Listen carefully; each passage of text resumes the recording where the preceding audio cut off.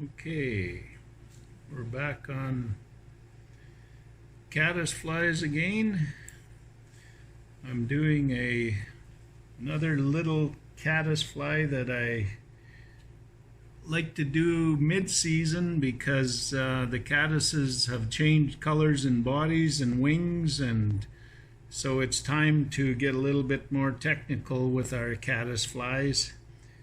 The fish are becoming a little bit too used to the same patterns, so now we have to get into a new one. Now, I have another pattern caddis fly that I call cinnamon caddis, and mid-season for some reason the caddises turn a little bit cinnamony orange, and the fish get a little finicky on the color that they want to take. So on this one I want it to be a dry fly. High and dry is what I call. Now a product I'm going to use is cinnamon colored.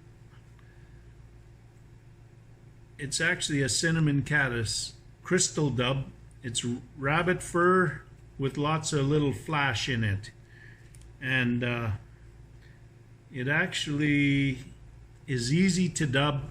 It's got a special color. It's got a tiny bit of flash in it, and the fish really key on this color for some reason at a certain time of year. And again, the caddis body is not really that big so you don't put a great big lump of it on. We put a little bit on, we try to get the right size and put a little bit more on, and away we go, we're done. Now we want this thing to float, so what do? I get my body prepared, then I look for another bit of CDC to add on top of the actual on top of the wing that I'm going to add.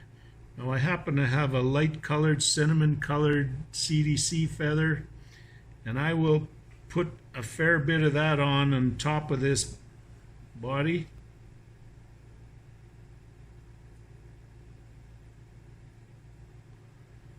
And I like to put lots on, especially if it's going to be a dry fly and float high. I like to add the CDC liberally, if that's a word I can use. Again, I don't like it sticking out way too far. I like to add a little bit here on top of each other. If you want to add a little bit of that head back to give it a little bit of bulk, that's a good idea too. We'll clean up the head.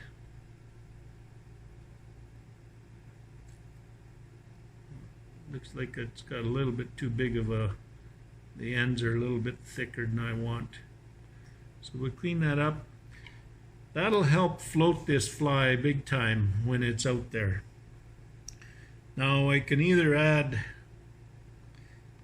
my lighter wing when it comes to deer hair, or I can add a dark wing. It depends on the wing that you're actually visually seeing on the water.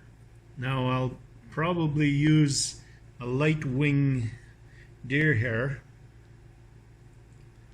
Elk hair, deer hair, to me it all works very close to the same.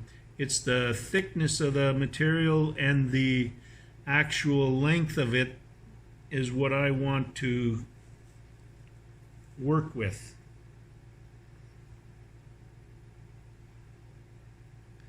Again, to add deer hair, you make 2 wraps, give it a tighten, cinch it down, and you've got yourself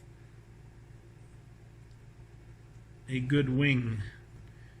If you want, and I do like to add 2 wraps of hackle to this fly, just so that it'll give it a little bit more flotation, a little bit more profile, 2 wraps, and I use the same cinnamony colored hackle.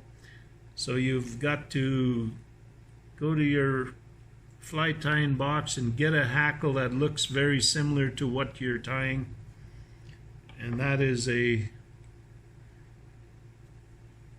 called a cinnamon caddis light wing, because I used a very light deer hair or elk hair wing, and that one is ready to go out in the water. You're gonna find different sizes. Mid-season, I would say a small 12 to 14 is the normal size that we actually are mimicking out there on the fish that are, the flies that are hatching is the best word for it, to match that. So this is one of those very light-winged ones.